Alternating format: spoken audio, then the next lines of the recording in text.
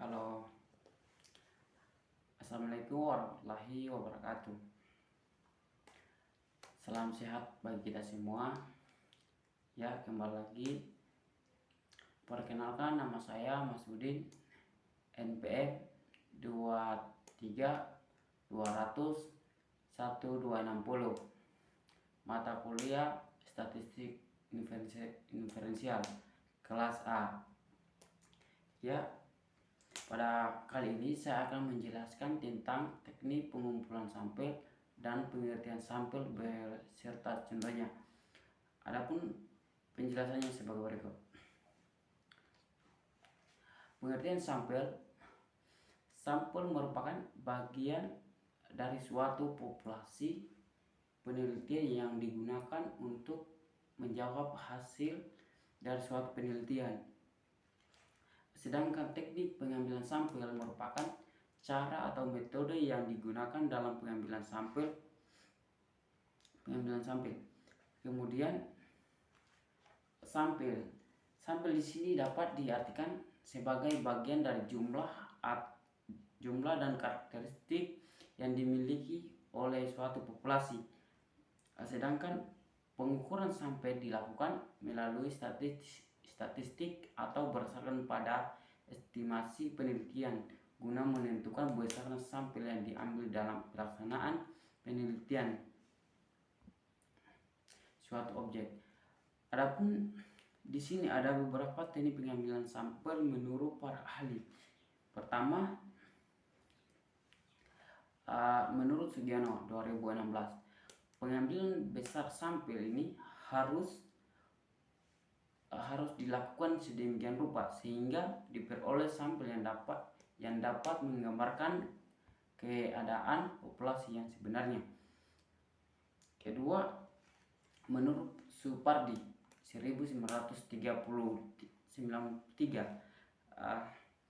teknik pengambilan sampel merupakan suatu cara atau teknik yang digunakan dalam menentukan sampel penelitian.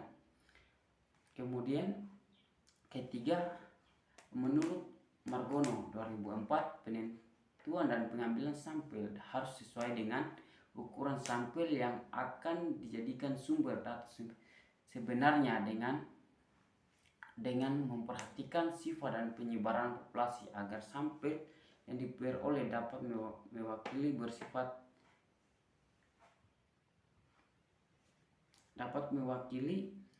populasi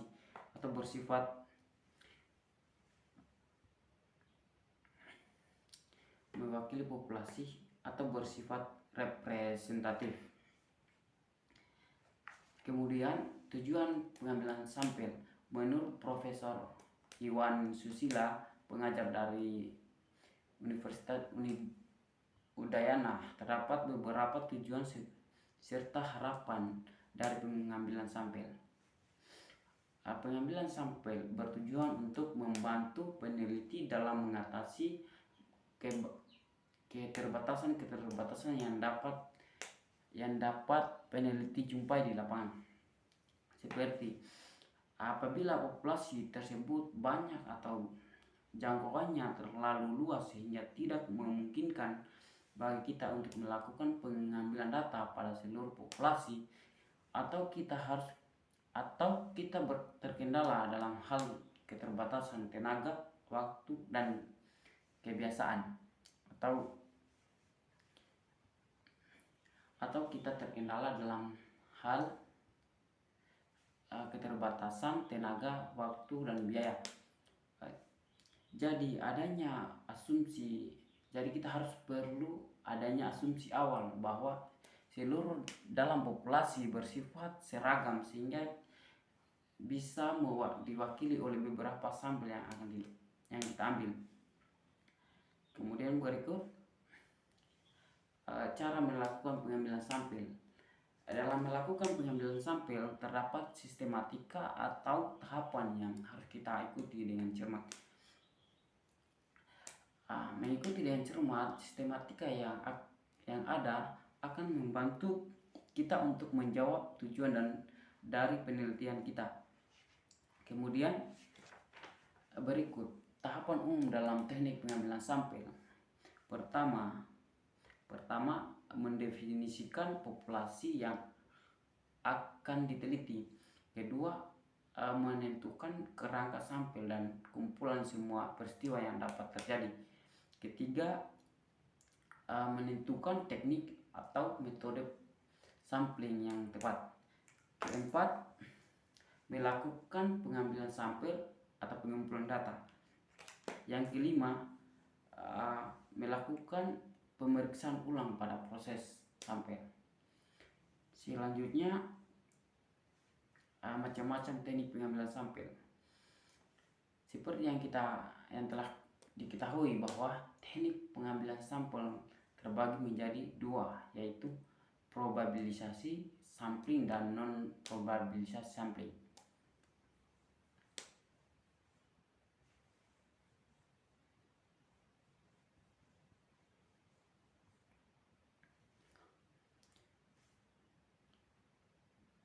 Selanjutnya, macam-macam teknik pengambilan sampel.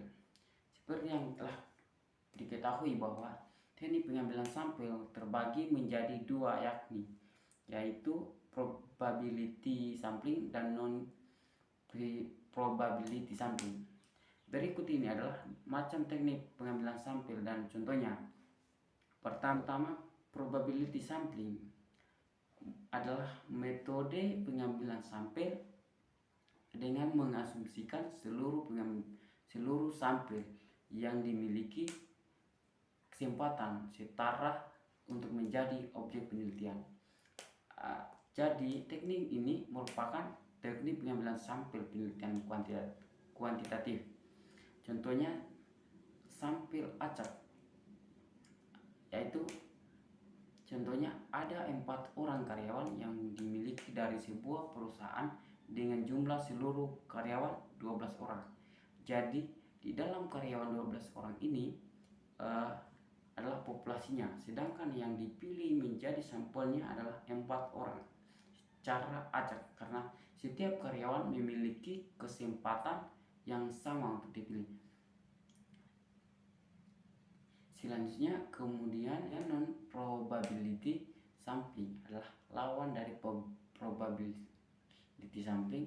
Jadi pengambilan sampel dilakukan tidak secara acak. Maksudnya adalah pengambilan sampel tidak memberikan kesempatan yang sama kepada setiap sampel yang dipilih. Kemudian teknik ini biasanya dipilih ketika populasi belum atau tidak dapat ditentukan secara pasti. Contohnya seperti sampel tidak acak. Contohnya misalnya di sebuah kelas terdapat 40 orang siswa dan laki-laki 60%, yaitu dengan jumlah 24 orang, dan perempuan 40%, yaitu dengan jumlah 16 orang.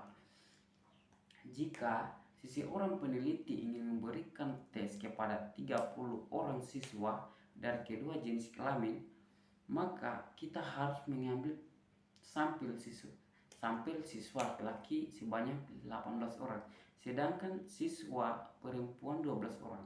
Jadi teknik pengambilan sampel ke-30 ini tidak dilakukan secara acak, melainkan secara kebetulan saja atau sesuai dengan